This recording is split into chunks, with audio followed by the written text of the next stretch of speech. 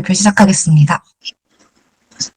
네, 그래서 일단 환경 DNA 개념에 대해서 말씀을 먼저 드리겠습니다. 그래서 환경 DNA는 이제 환경에 있는 DNA를 말하는 건데요. 이제 생물이 뭐 지나가기도 하고 물을 마시기도 하고 뭐 분변을 흘리기도 하고 이러면은 환경에 이제 물질들이 남게 됩니다. 그래서 이러한 DNA가 굉장히 소량이 남아 있는데 이것들을 가지고 여기에 어떤 종들이 출현을 하는지 이런 걸 알아내는 기술이라고 네, 알고 계시면 될 것 같습니다. 그래서 이런 것들이 최근에 어떻게 활용이 되고 있냐라고 했을 때는 이제 가장 많이 활용되는 거는 결국엔 종을 디텍하는 데 가장 많이 활용이 됩니다. 그래서 출현종을 알 수 있기 때문에 이런 출현종을 활용할 수 있는 다양한 방법들이 활용이 되고 있고, 특이적으로 이제 뭐 미해종이나 아니면 그런 뭐 멸종 위기종을 디텍할 수 있는 방안으로도 많이 활용이 되고 있고요. 그리고 뭐 그 지속적인 모니터링 이런 거에 많이 활용이 되고 있다고 네, 활용이 되고 있습니다. 그래서 환경 DNA가 그래서 뭐가 좋고 뭐가 나쁜지 간략하게 말씀을 드리면 환경 DNA는 일단은 가장 좋은 점이라고 생각하면 또 광범위한 서식적 모니터링이 가능하다는 점이 있습니다. 이제 사람이 조사를 할 때는 그 위치에 딱 가가지고 그거를 이제 눈으로 그 지점에서밖에 볼 수 없지만 물이나 뭐 토양, 공기 다양한 이런 환경에서 이제 활용을 하게 되면 조금 더 광범위한 범위에서 어떤 종들이 나오는지 파악이 가능하고요. 이제 종을 알 수 있는 방법이 굉장히 공부를 많이 해야 되지 않습니까? 근데 이런 부분은 물을 채취하고 이런 부분들에서 비전문가가 조금 이제 참여할 수 있는 부분들이 있다는 것이 굉장히 큰 장점입니다. 그래서 이러한 과정을 통해서 시간과 비용이 조금 절감됐다는 장점을 가지고 있습니다. 근데 이제 단점 같은 경우 이제 아무래도 환경에서 이제 그 채취하는 거기 때문에 이제 환경 요소에 따라서 조금 아직은 영향을 많이 받고 있습니다. 그래서 이런 부분에 있어서 아직 상용화의 과정을 겪고 있는데, 그런 뭐 분해 DNA가 있는 정도가 이제 뭐 계절이나 온도나 뭐 물의 유속 막 이런 거에 따라서 조금 영향을 좀 받습니다. 그래서 이런 부분에 대해서 영향을 받고 있지만 그래도 이제 장점이 굉장히 많기 때문에 최근에 굉장히 많이 활용되고 있는 기술입니다. 그래서 간략하게 그런 환경 DNA를 어떻게 채집하고 뭐 어떻게 분석하는 과정에 대해서 간략하게 말씀을 드려보도록 하겠습니다. 그래서 첫 번째는 일단은 환경에 나가서 그 원하는 공간에서 그 샘플링을 해야 됩니다. 그래서 물이나 흙이나 뭐 공기 이런 것들을 많이 활용을 하게 되는데 이제 그 가지고 오게 그 채집해서 그 환경 요소를 가지고 오게 되면은 이 안에는 저희가 원하는 그런 종만이 아니라 이제 굉장히 많은 종들의 DNA가 담겨 있기 때문에 이거를 이제 원하는 타겟종만 뽑아낼 수 있는 과정을 거치게 됩니다. 그걸 이제 DNA 익스트랙션이라고 하는데, 그래서 딱 저희가 원하는 그 타겟종에 달라붙는 그런 프라이머라는 거를 넣어서 이거를 익스트랙션을 시키면은 딱 저희가 원하는 종만이 이제 뽑아내지거든요. 근데 이게 굉장히 환경에 있기 때문에 작은 양이기 때문에 또 이걸 증폭하는 과정을 겪게 됩니다. 그래서 이게 PCR이라는 과정인데 이런 과정을 통해서 이 환경에 있는 저희가 원하는 종을 증폭시키는 걸 과정을 통하고요. 그래서 이거를 기존 데이터베이스와 비교 분석해서 이제 어떤 종들이 나오는지 이제 알 수 있다. 이렇게 인식하시면 될 것 같습니다. 그래서 각각의 방법에 대해서 조금 더 말씀을 드리면, 이제 가장 중요한 부분은 결국에 환경 DNA에서는 그 계획 부분이 굉장히 많이 고민을 해야 되더라고요. 그래서 샘플링 계획을 수립을 하게 되는데, 이제 중요한 부분은 어떤 지점에서 얼마만큼의 샘플링이 진행할지가 일단 가장 먼저 정해져야 됩니다. 그래서 이 아래를 보시면 조사를 하실 때와 똑같이 이런 격자형으로 많이 진행을 하는 경우가 많고요. 이런 방향을 통해서 이제 그런 통계적으로 낼 수가 있기 때문에 이런 그리드나 선상에서 포인트를 도출을 해서 이제 지점을 선정을 하는 경우가 많고, 샘플링 양 같은 경우에는 물을 예시로 들어드리면 보통 1리터를 권장을 하긴 하는데 50ml에서 한 250ml 뭐 이 정도만 해도 사실 나오긴 나오거든요. 그래서 이런 그 상용화와 그 활용성 하지만 이제 물이 또 많이 채취될수록 그 DNA 수율이 높아지는 건 맞기 때문에 이제 양이 많은 건 좋지만 그 활용도 면에서 어느 정도를 채취를 할지 이런 샘플링 양과 개수의 계획이 이제 가장 중요한 부분이라고 말씀드릴 수 있습니다. 그래서 채집할 환경 요소도 이제 선정을 해야 되는데요. 이제 물 샘플을 가장 많이 활용을 하게 됩니다. 아무래도 물은 이제 그 한 샘플을 했을 때 그 균일하게 퍼져 있기 때문에 이제 샘플 하나 가지고 이제 그 공간을 좀 넓게 볼 수 있다는 장점이 있는데요. 근데 토양 샘플 같은 경우도 많이 활용을 하는데, 예를 들자면 저희가 두더지를 디텍하고 싶다. 이렇게 생각을 했을 때는 이제 토양 샘플이 그 동물의 생활사에 따라서 훨씬 더 효율적인 방법으로 선정을 할 수 있습니다. 최근에는 공기 샘플도 많이 활용을 하는데, 제가 이제 환경대학원 송영근 교수님 연구실에서 수학을 했는데, 이제 최근에 공기 샘플을 활용을 해서 연구를 하시는데, 그 곰의 공기 샘플에서 그 디텍을 하셨다고 하더라고요. 그래서 최근에는 이런 공기 샘플을 가지고 조류나 뭐 이런 종들에 대해서, 네, 활용을 하고 있습니다. 그리고 분변 같은 경우에는 원래도 많이 이제 종 출연을 하실 때 많이 활용하는 것으로 알고 있는데, 이제 이 DNA를 활용했을 때는 분변을 가지고 오게 되면 이 종들이 무엇을 먹었는지를 알 수 있게 됩니다. 그래서 얘네들이 어떤 먹이를 좋아하는지, 그리고 어떤 먹이를 많이 먹는지, 이런 부분에 대해서 이런 먹이망 분석을 이 DNA를 활용해서도 가능하게 되기 때문에 이제 연구 목적에 맞춰서 적합한 환경 요소 선정 과정을 지나게 됩니다. 그래서 이 사진 같은 경우에는 저희 이제 예전 연구실에서 그런 시민과학 일환으로 이제 학생들에게 이런 부분을 교육한 적이 있는데요. 간단하게 이제 샘플링을 할 때 나갈 때 필요한 장비들입니다. 그래서 스트레빅스 필터, 그리고 주사기, 그리고 이게 오염이 되게 잘 되기 때문에 대부분 일회용품을 많이 활용을 하게 되고요. 어느 정도 이제 특질을 했는지 이런 과정들을 기재하게 됩니다. 그래서 이게 DNA가 이제 온도가 높을수록 되게 분해되는 속도가 빨라집니다. 그래가지고 이거를 이제 바로 이제 아이스박스 같은 것에 넣어가지고 연구실로 와서 이제 마이너스 18도까지 내려가는 냉동고에 일단 보관을 하게 되고, 그 이후로 이제 DNA 추출 과정을 겪게 됩니다. 그래서 샘플링을 진행을 할 때는 이것도 여과지 종류도 굉장히 많고요. 물을 예시로 들었을 때는 물을 채취하는 방법도 굉장히 많습니다. 네, 가장 간략하게는 이제 진짜 손으로 아까 말씀드렸듯이 주사기를 활용해서 저희가 직접 핸드펌프로 넣을 수도 있고요. 아니면 최근에 이제 전동 펌프로 이제 더 많은 양을 할 수 있기 때문에 전동 펌프를 활용하는 경우도 굉장히 점점 발전하고 있습니다. 샘플링을 진행해서 이제 가지고 오게 되면 아까 잠깐 말씀드렸다시피 저희가 타겟한 종만의 많이 증폭하는 이제 과정을 겪게 된 이 과정이 있는데요. 이게 크게 두 가지 방법으로 말씀드릴 수 있을 것 같습니다. 그래서 qPCR 그리고 메타바코딩 이렇게 두 가지로 이제 아시면 될 것 같은데요. 이제 qPCR 같은 경우에는 단 한 종만을 타겟을 합니다. 그래서 멸종 기종이나 미해종 같이 딱 원하는 종이 있을 때 이 종만을 이제 디텍할 수 있는 이런 종 특이적 마커를 만들게 됩니다. 그래서 이 마커를 활용하면은 이 종만 증폭이 되고 다른 종은 증폭이 되지 않기 때문에 조금 더 정확도가 높고요. 왼쪽 아래 그림을 보시면 이렇게 커브가 나타나는데, 이 커브가 이제 이 종이 증폭이 됐다는 그런 그림이거든요. 근데 빨리 증폭이 된다는 거는 이 공간에 이 종이 되게 더 많이 있다. 이런 식으로 이제 상대적인 그런 양의 분석이 가능하다는 게 qPCR의 굉장히 좋은 점입니다. 그래서 이러한 출현량에 대해서 상대적인 비교 분석이 가능합니다.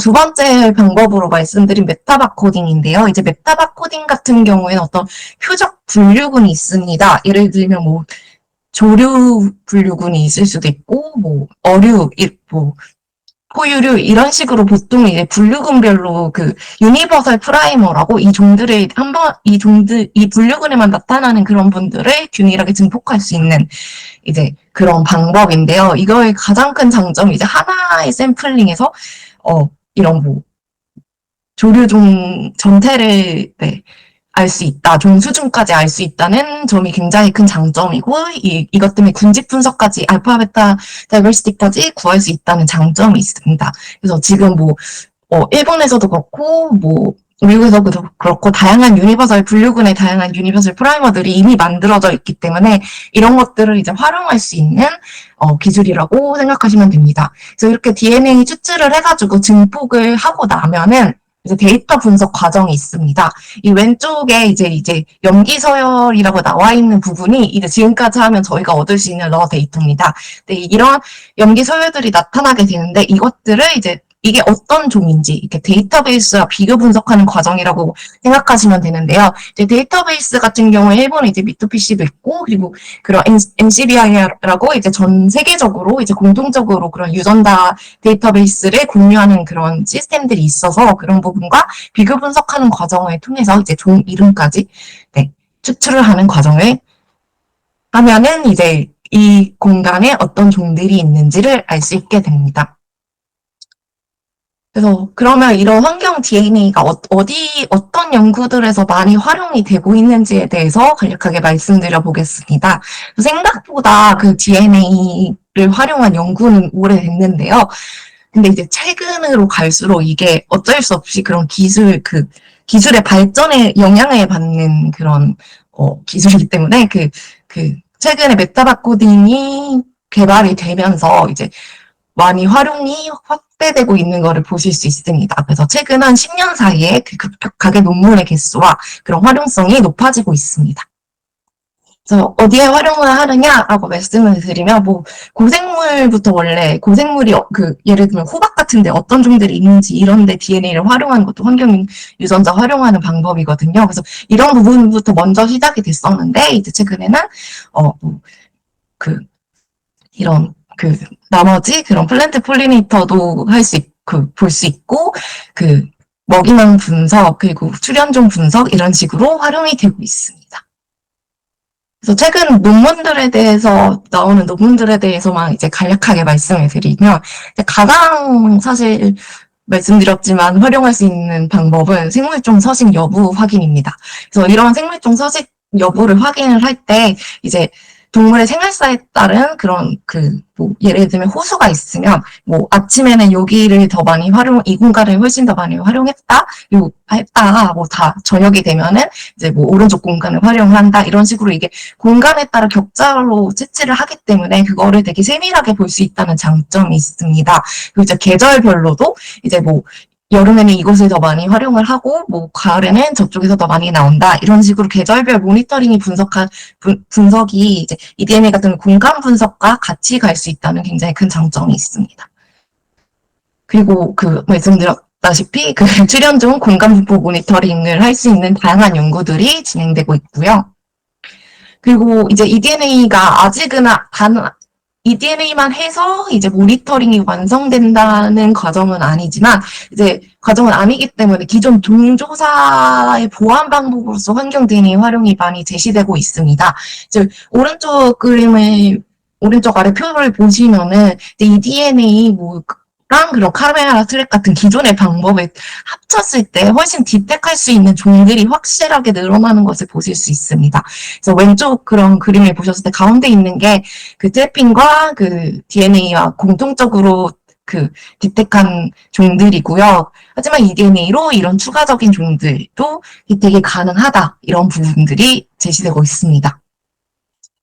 말씀드렸다시피 먹이원 분석도 가능하고요. 투입된 분변의 환경 DNA 메타바코딩을 활용해서 어떤 먹이들이 더 많이 먹는지 이런 부분들을 분석하고 있습니다. 그래서 먹이망 도출 등의 활용이 가능하다는 장점도 있습니다. 그리고 이제 환경 영향 평가 같은 경우에도 이제 이런 것들을 활용할 수 있는 연구들이 이제 최근에 조금 많이 나오고 있는데요. 예를 들자면 이제 연구들에서는 댐이 없을 때와 댐이 만들어지고 나서 이후에 전후에 이런 모니터링을 eDNA를 활용해서 이제 하는 경우들도 있고요.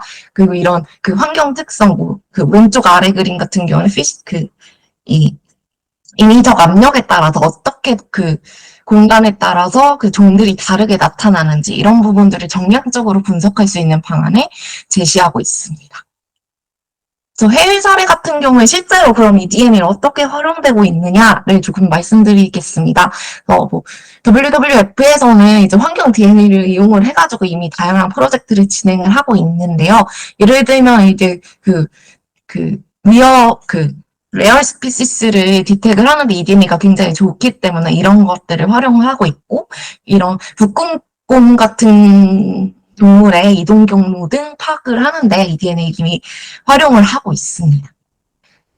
네, 그리고 다른 나라 같은 경우에는 미국 같은 경우에도 이미 이런 강과 하천에 어류 파충류 분포 그리고 멸종위 직종 탐색의 이 DNA를 활용을 이미 하고 있고 이런 부분들에 대해서 프로토콜까지 제시를 하고 있는 네, 현재 그런 상황입니다.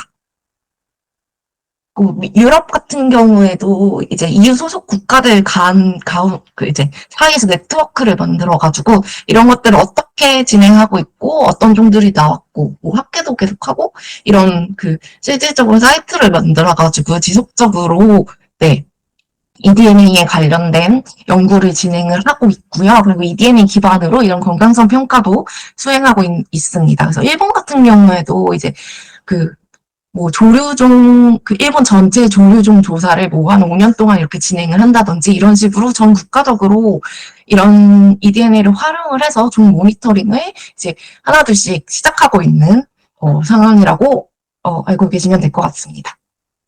그리고 아까 저희가 학생들을 교육하는 프로그램도 했다고 말씀을 드렸는데 이런 유네스코 이런 곳에서도 이런 시민과학자들을 참여시켜가지고 이제 샘플링을 하는데 대부분 시민들을 많이 참여를 시킵니다. 그 샘플링 같은 경우에 간단하게 이제 가서 물을 떠와서 그거를 필터에 넣어서 이 필터를 다시 가지고 오는 이 과정에 대해서 동시다발적으로 이제 시민과학을 활용을 할 수 있기 때문에 이 DNA가 시민과학에 대해서 연구하는 프로젝트나 주제들도 많이 활용되고 있습니다.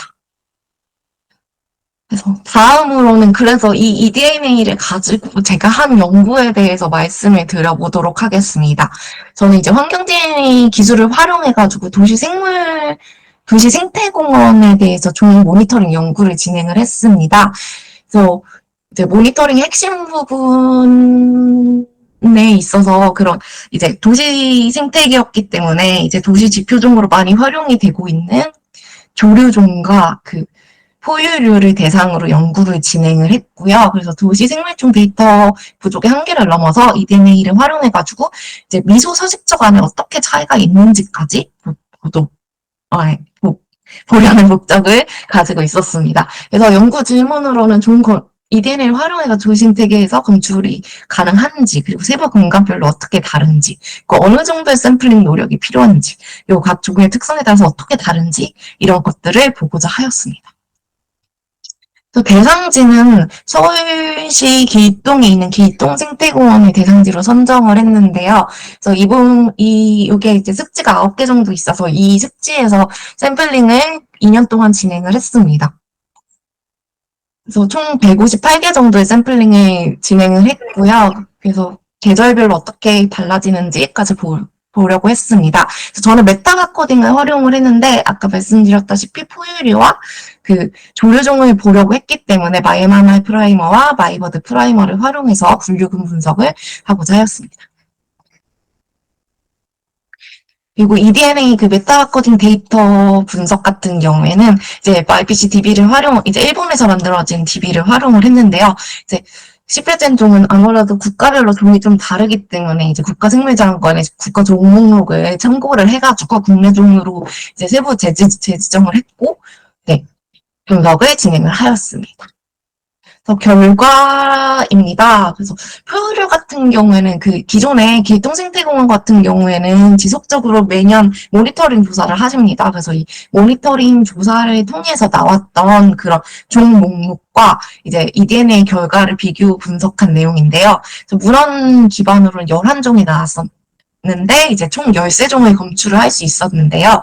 그 보시면은 고슴도치와 두더지가 나오지 않은 거를 보실 수 있습니다. 그래서 이 경우에 eDNA에서 디텍이 되지 않았는데 이제 제가 물을 활용을 해가지고 샘플링을 진행을 했기 때문에 이제 아무래도 생활사에 따라서 이런 고슴도치와 두더지를 디텍하지 못한 그런 한계점이 있긴 했습니다. 하지만 이제 흙 샘플에서 추가로 이제 더 진행을 했을 때 삭과 오소리 등 이제 기존 문헌 조사에서 나오지 않았던 종들을 추가적으로 디텍을 할 수 있었습니다. 도시생물 중에서 또 중요하게 여겨지는 뭐 족제비나 고라니, 멧돼지 이런 종들을 충분히 eDNA를 가지고 디텍을 할 수 있다는 것이 확인이 되었습니다. 그리고 조류종 같은 경우에는 총 36종이 검출이 되었는데요.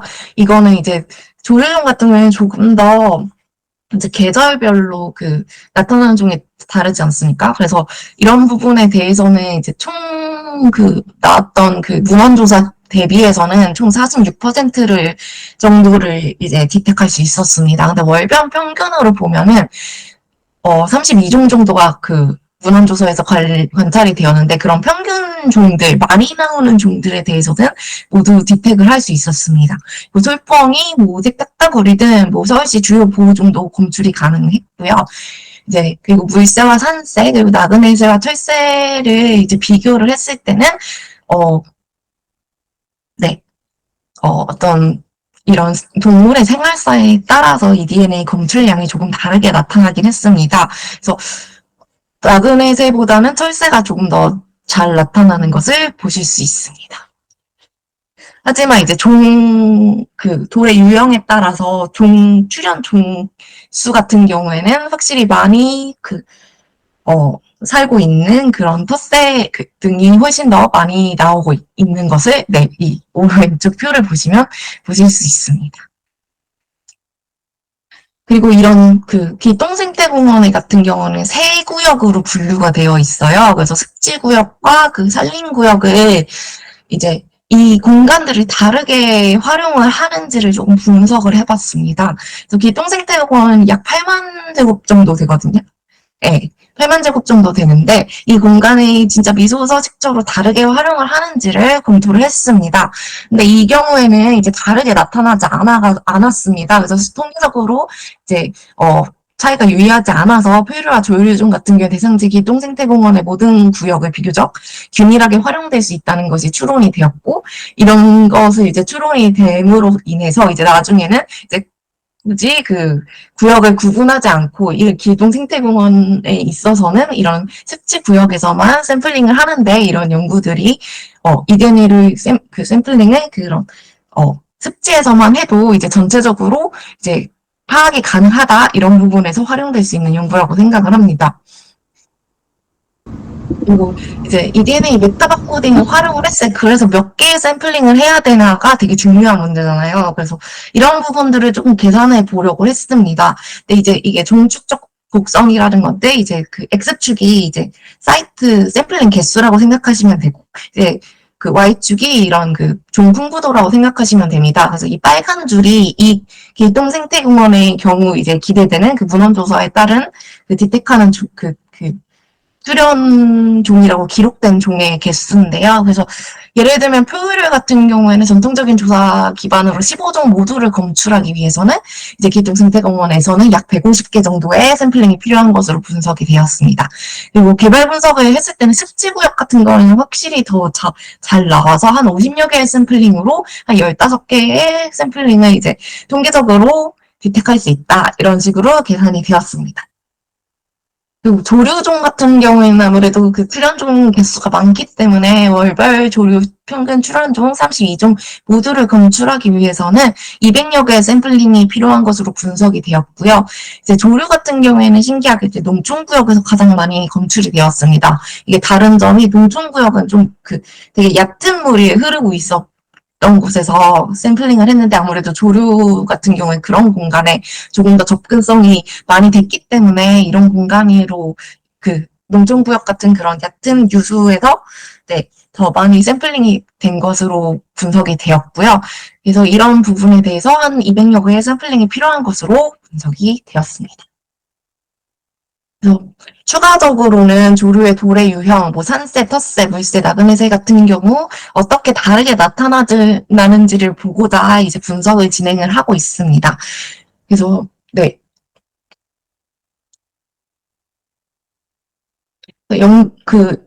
제가 진행한 연구의 결론은, 길동생태공원을 중심으로 eDNA 메타코딩을 활용을 해가지고, 그, 포유류 뭐 80%, 그리고 조류 평균 출원종 32종을 모두 검출을 할 수 있었다는데, 이제 eDNA 활용도가 있다는 점을 네, 증명했다는데 본 연구에 그 장점이 있다고 생각을 하고요. 그리고 그 개발 구역을 필요했을 때 아까 말씀드렸듯이 습지 구역 같은 경우는 50여 개 샘플링 그리고 조류 같은 경우 200여 개의 샘플링이 필요한 것으로 분석이 돼가지고 이런 기동생태공원 정도의 크기에서는 이 정도 샘플링이 필요하다고 생각을 해주시면 될 것 같습니다. 네.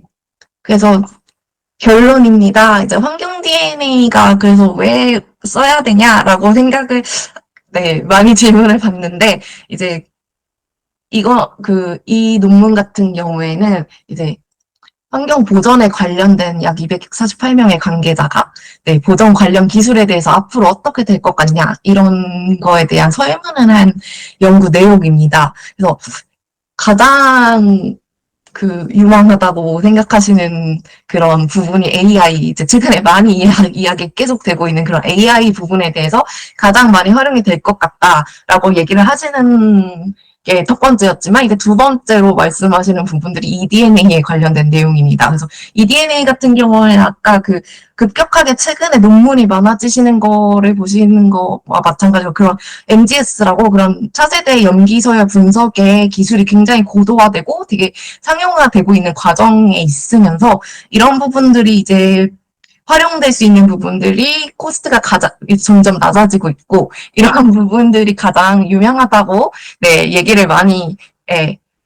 드릴 수 있을 것 같고요. 그래서 DNA 같은 경우에는 이거 같은 경우에 안 할 수 있는 방법이 아니라 언제 이제 상용화 되는지가 가장 중요한 문제인 것 같은데 지금 현재로는 이제 현장 조사를 대체할 수 있는 방안은 아니지만 아까 연구에서 보여드렸다시피 이런 기존 조사에 더해서 eDNA를 했을 때 훨씬 더 많은 종을 더 정확하게 디텍할 수 있고 이제 이거를 양적으로 디텍할 수 있다는 점에서 이제 환경 DNA가 필요하고 앞으로도 활용되어야 하지 않을까라고 네, 발표를 이만 마치도록 하겠습니다. 네, 이상입니다.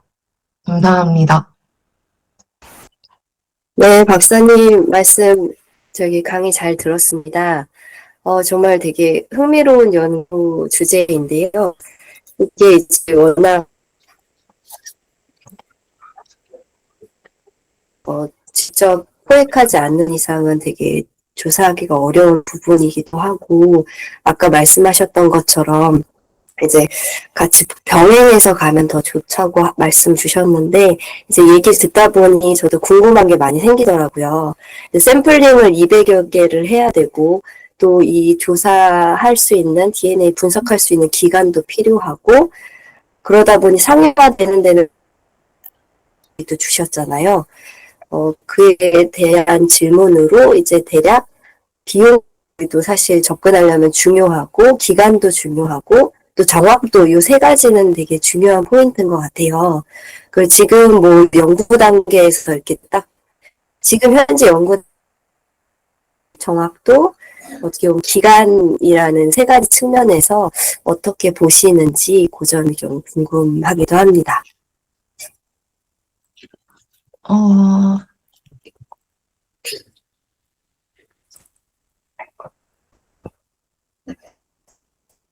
네, 이제 과정을 보시면 이게 각 단계에서 일단 아직 들어가는 그런 노력들이 있는데요.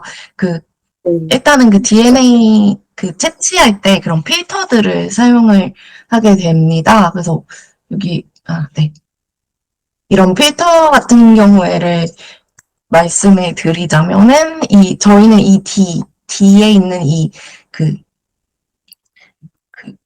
가지고 다니기 편한 종류의 스트레빅스 필터라는 거를 활용을 했는데요. 이 경우에는 하나에 한 10,000원 정도를, 로 생각하시면 되고, 이 샘플링을 맡겨서 어쨌든 그 실험실이 모두가 있는 거는 아니기 때문에 어떤 기간을 맡겨서 실험을 진행하게 됐을 때는 이 DNA 추출 과정 같은 경우에는 이 필터 하나에 한 10만 원 정도로 알고 있습니다. 네, 그래서 한 100여 개를 했을 때는 아직은 한 1000만 원 이렇게 드는 걸로, 네, 생각을 하시면 될 것 같고, 사실 기간도 말씀을 해주셨는데, 사실 기간은 사실 굉장히 작게 걸립니다. 예를 들어서 저희가 오늘 샘플링을 해가지고 오늘 추출을 하고 내일, 네, DNA 증폭을 할 수 있기 때문에 사실 일주일 안에도 가능하고요. 굉장히 신속하다는 것이, 네, 또 장점입니다. 그래서 이게 결국에는, 네, 보통은 10일, 14일 정도로, 네, 생각하시면 될 것 같습니다. 네. 네. 정확도는 한 어느 정도로 볼 수 있을까요?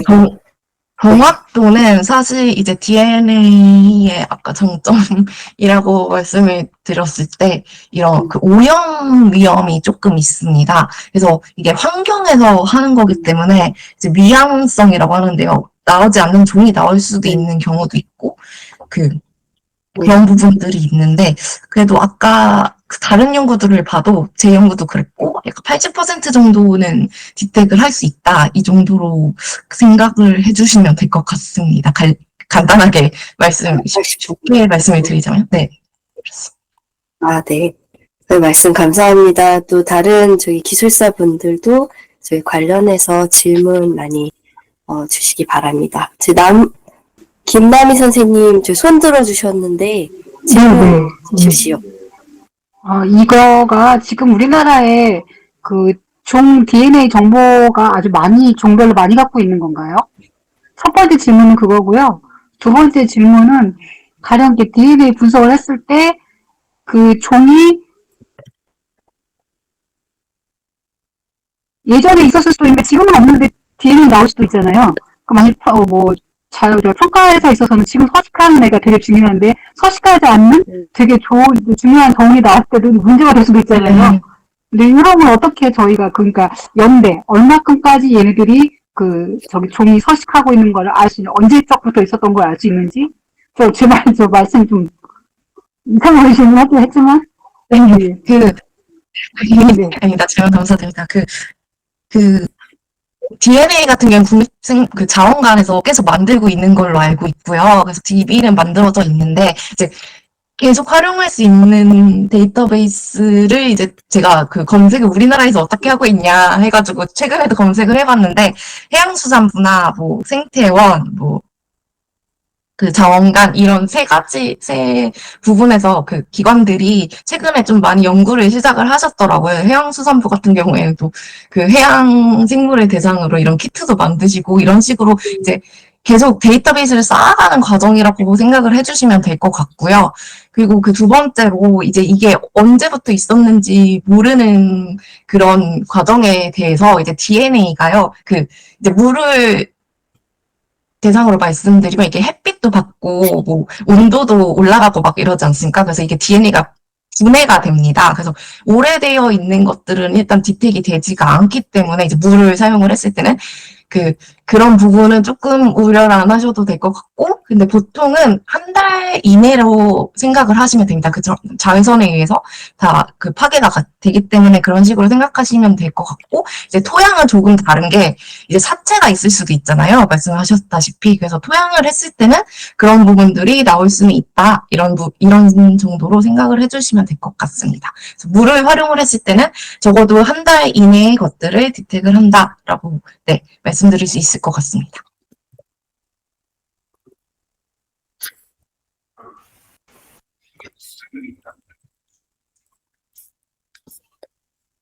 네, 추가적으로 또 질문 있으신 분 말씀 주세요. 예, 저 홍진표입니다. 안녕하세요. 안녕하세요. 박사님 오늘 하여튼 요 환경 DNA 강의 주셔서 잘 들었고요. 아까 이제 저희가 여기 그 모니터링을 장기적인 모니터링을 하는데 이제 활용이 가능하다고 하셨는데 그러면 뭐 그 환경 영향 평가에서의 단점도 그렇고 최근 모니터링이나 이런 거 단점이 좀 정량화를 할 수 있는 그런 것들이 필요한데 그러면 이 환경 이 DNA를 통해서 종 추정뿐만 아니라 개체수 추정이 가능한지, 그래서 개체수가 추정이 돼야 이제 생물 종 다양성 지수나 이런 것들은 이제 그 계산할 수 있잖아요. 그러면 이제 뭐 예를 들어 이제 어디를 복원하는데 복원 전과 후를 비교를 해서 정량적으로 좀 평가를 할 수가 있을 것 같습니다. 그래서 개체수까지도 좀 추정이 가능한지 그게 좀 궁금하네요. 네, 그 객체수라기보다는 그 상대적 풍부도는 이제 디테일 가능한 부분이 있습니다. 그래서 그 아래 그 왼쪽 아래 그림을 보시면 이렇게 그 커브가 이렇게 분석이 되는데요. 이런 부분들이 이제 양이 많으면 먼저 증폭이 됩니다. 그래서 이 각각의 그 선들이 각각의 샘플링 사이트라고 생각을 하시면 되는데, 이런 맨 처음 나온 사이트에서 가장 많이 살고 있다. 이런 식으로, 계산을 할 수 있고, 객체수까지는 아니지만 어느 정도 많이 다른 부분과 비교를 했을 때 여기에 더 많이 살고 있다. 이런 식으로 이제 qPCR을 이용을 했을 때는 알 수 있고요. 그리고 이게 메타바코딩, 왼쪽 아래 그림이 이제 메타바코딩을 한 그림인데요. 이게 토탈 리드라고, 있습니다. 그래서 이거는 조금 더 조심해서 분석을 해야 되긴 하는데요. 이제 이 토탈 리드의 개수가 많이 증폭했다는 걸로 이제 숫자가 나오기는 합니다. 그래서 이런 부분들에 대해서는 아직은 이제 환경 영향에 따라서 이 증폭되는 그런 율이 다를 수 있기 때문에 이런 메타바코딩을 활용한 토탈 리드 활용에는 조금 더 조심을 해야 되지만, 이게 이런 식으로 나타나지 않고 어디에는 막 1000개, 뭐 10,000개 이렇게 나타나기도 하거든요. 이 경우에는 확실히 그 부분에서 어떤 상대적으로의 밀도는 알 수 있는 상황입니다. 네. 그래서 네, 감사합니다. 네.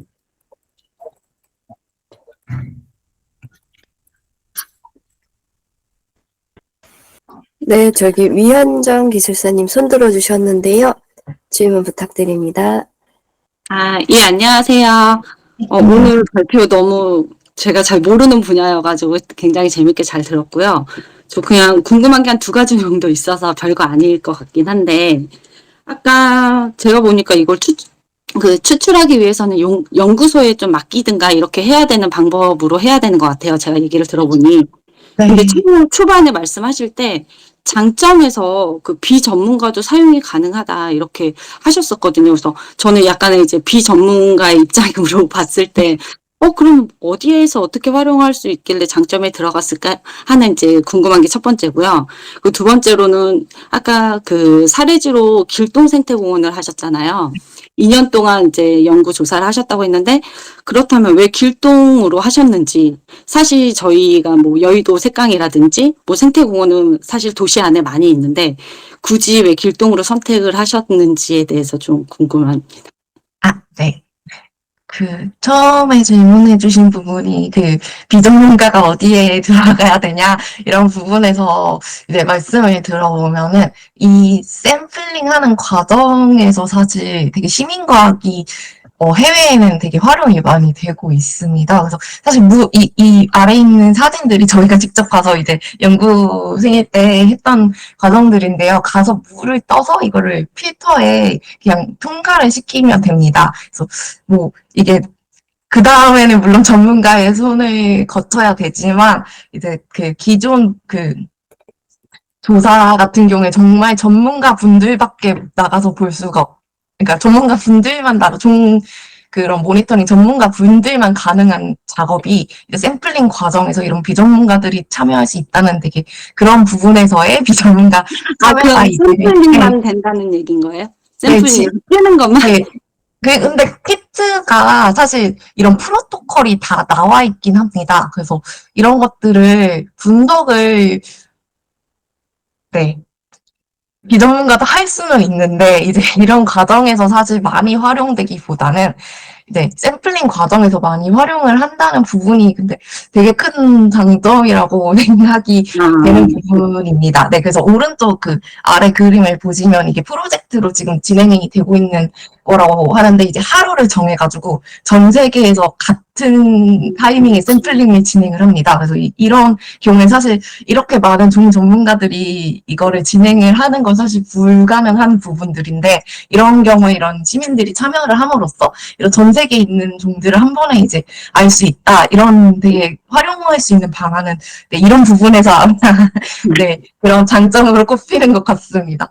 두 번째로 말씀하셨던 부분이 그 기총생태 공원에 왜 선정을 했는지 이런 부분을 해주셨는데 사실 아까 말씀해주신 그 여의도 색간공원도 조사를 하긴 했었습니다. 근데 이제 생태공원을 중심으로 생각을 한 게 일단은 생태공원 같은 경우에 그 기존 문헌 자료가 이제 있어야지 지금은 이제 그 현황 그러니까 제 연구의 목적은 그 이게 EDNA가 얼마나 활용성이 있는지를 알 수 있었어야 했기 때문에 이런 기존 문헌 조사가 있는 장소를 일단 먼저 찾았고요. 그래서 그 중에서 이제 포유류와 그런 다양성이 좀 더 잘 나올 수 있는 공간을 선정을 해서 실험을 진행했기 때문에 이제 기동생태공원이 이제 제가 알기로는 약 2,000종 넘게 많이 나오는 그런 되게 생태적으로 우수한 도시 생태계로 꼽히는 공간이라고 알고 있기 때문에 이 공간의 연구 대상지로 선정을 했었습니다. 네.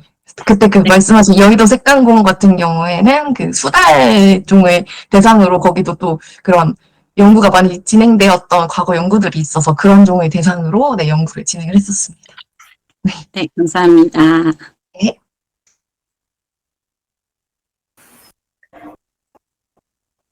네, 저희 구미현 기술사님 손 들어주셨는데요. 질문 부탁드립니다. 예, 흥미로운 연구 내용 잘 들었습니다. 저도 이제 간단하게 두 가지 질문 드리고 싶은데, 첫 번째, 이거 샘플링을 여러 사람이 모여서 해서 추출을 할 때, qPCR 방법이랑 메타 바코딩 두 가지 방법이 있다고 하셨고, 실험의 연구의 정확도를 높이려면 이 추출하는 데 들어간 기술, 어떤 종의 특별한 것도 있고 분류군별로 특별화된 것도 있는데 이런 것들이 우리나라에서 만들어졌다기보다는 외국 기술이 많이 들어간 건지 아니면 우리나라에 특화되어서 들어간 건지 이게 다양해야지 연구의 정확도가 높아질 것 같고 그리고 이거는 전문 기관에서 추출을 하고 분석을 해서 연구를 도출시켜야 되는데 종마다 이 DNA가 그 DNA 염기 서열이 다 알 수 있어야지 비교 연구가 되니까 이거는 어떤 멸종 위기종이라든가 아니면 다른 중요한 종들이 누락될 가능성이 되게 많을 것 같은 느낌이 들어서 이 부분에 대해서 어떻게 보시는지 설명 부탁드립니다. 네, 말씀하신 것처럼 이런 데이터 비교 분석이 필요한데요. 이런 부분에 대해서는 국내 이제 지금 화면에서 보여드린 qPCR 같은 경우에는 보통 다 직접 제작을 할 수가 있습니다. NCBI라고 이제 그런 해외 데이터베이스도 있고요. 그리고 국내에도 그런 생물자원학 같은 데서 데이터베이스 염기 서열이 이미 분석이 되어 있기 때문에 이제 그런 부분들을 다 다운을 받아서 비교 분석, 국내에 살고 있는 종 유전자와 비교 분석을 할 수 있고요. 네.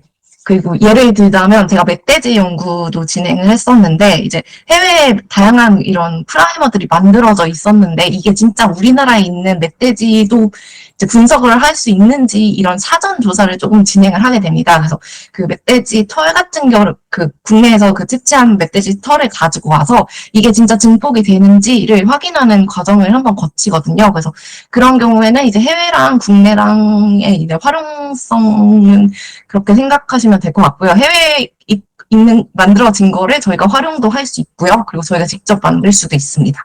네, 그래서 이런 부분들은 진짜 그 국내에 있는 걸 증폭할 수 있는 그 선행 과정을 통해서 확인을 하는, 네, 과정을 진행을 하면 됩니다.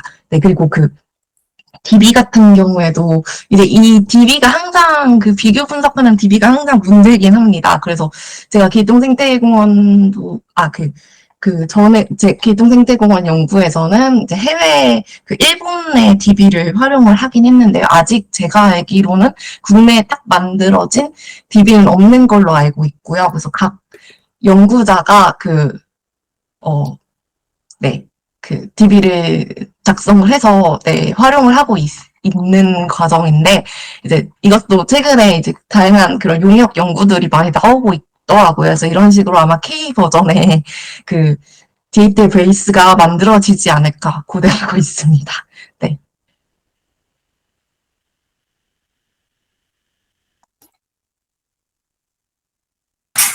네, 정종미 기술사님 질문 부탁드립니다. 네, 안녕하세요. 네, 다름이 아니고, 저희는 이제 예전에 그 생물종 DNA 분석을 했었거든요. 근데 이제 하다 보면은 곰팡이 때문에 오염돼가지고 이렇게 안 나오고 하는 경우들이 많았는데, eDNA 같은 경우는 아무래도 이제 물이나 토양에서 쓰다 보니까 이제 곰팡이 포자라든지 이런 것들이 같이 포함이 돼 있을 것 같은데, 요거는 또 분석 방법이 좀 다른 건지, 아니면 중간에 뭔가 필터링 과정을 거쳐가지고, 그런 오염에 대해서 뭐 이렇게 미리 미리 좀 시료를 이렇게 한번 손을 본다든지 하는 과정이 있는 건지 그게 궁금합니다. 네, 저희가 그 필터를 채취하고 나서 여기 사진이 잠시만요.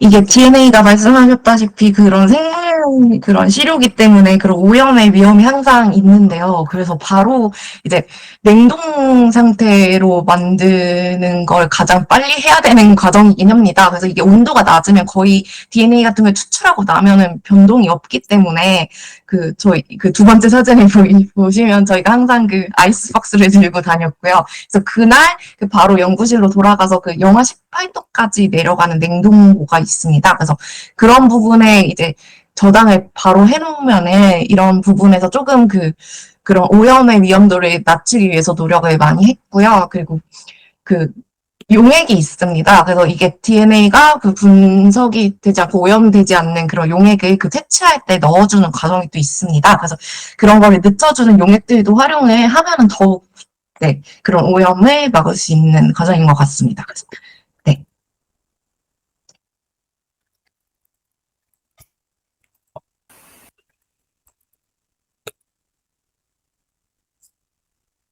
사님 또 손 들어주셨는데요. 질문 주세요.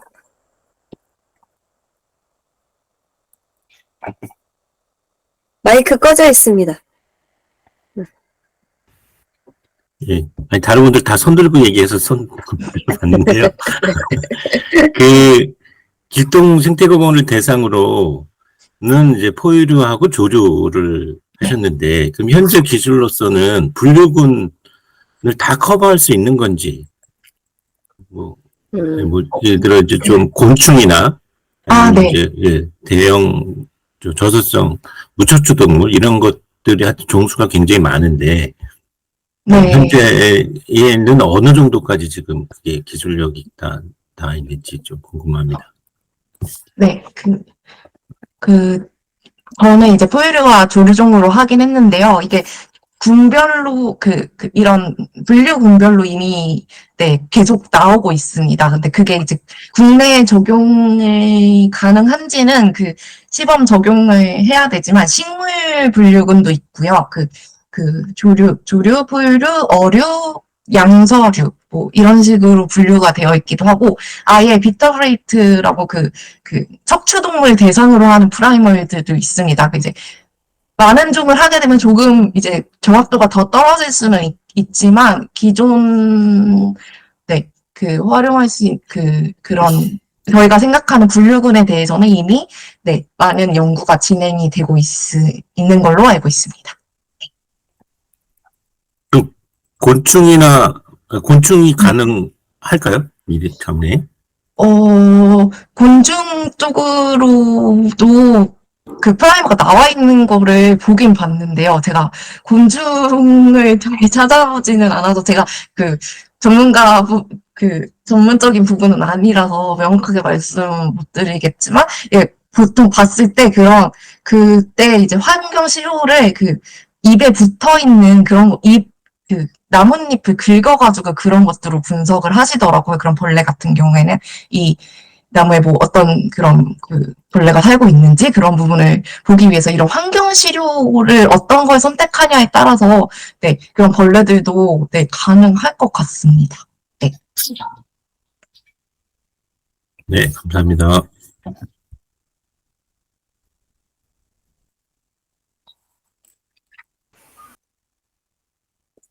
네, 혹시 더 질문 있으신가요? 오늘 주제가 굉장히 뜨거웠던 것 같습니다. 오늘 특히나 자연환경 기술사 분들께서 많이 참석해 주셨는데요. 오늘 박사님 흥미로운 연구 내용 잘 들었습니다. 이제 저희가 정확한 동정하기 위해서 8가지 분류군을 지속적으로 또 공부하고 계신 기술사 분들도 계시고요.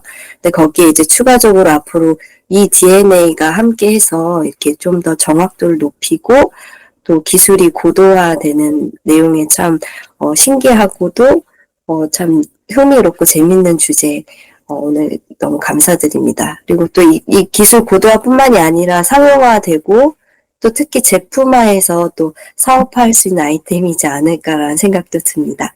오늘 말씀 주신 손희정 박사님 감사드리고요. 귀한 자리 감사드립니다. 다들 주말에도 열심히 공부하시는 기술사분들도 화이팅 하시기 바랍니다. 네, 감사합니다. 감사합니다. 감사합니다. 인증샷. 네, 인증샷 맞다. 잠시만요. 다들 사진 한번 찍겠습니다.